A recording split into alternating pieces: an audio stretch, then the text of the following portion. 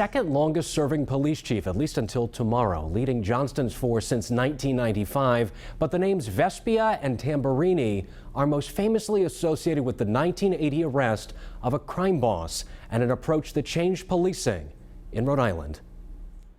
We've been brothers for a long time.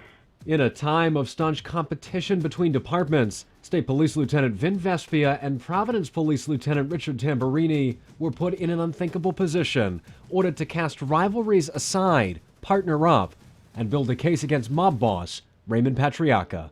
We had each other's back.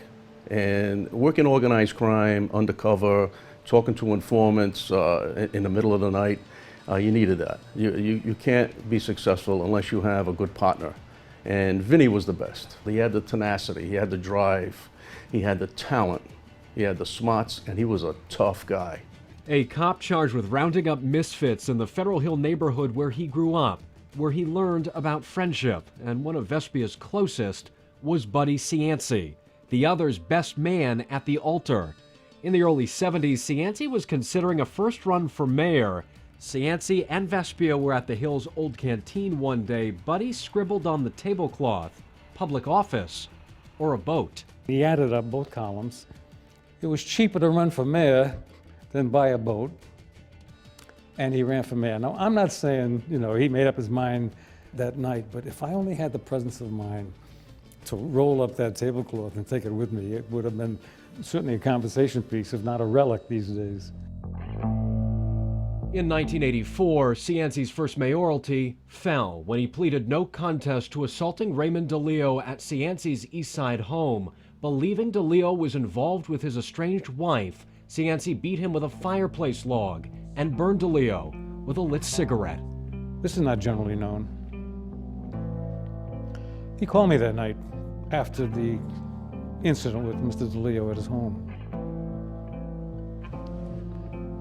And he explained to me what happened, and I was incredulous. I said, "You did what? You brought him to your home?" I said, "Buddy, Christ, you're in serious trouble." Decades later, Cianci's second stint as mayor collapsed under a federal racketeering conviction in Operation Plunderdome. There they were, a decorated by-the-book lawman and one of his closest friends, a convicted felon whose reputation had come apart. A stark contradiction, if ever there was one. We kind of grew apart to a degree. I think he felt that I didn't support him enough. I didn't go to court with him. When it came time to report to Fort Dix, Vespia offered to rent a car and drive Cianci to New Jersey. But he said no, wanting to protect the chief from a media firestorm. The people who worked with him or for him at City Hall let him down.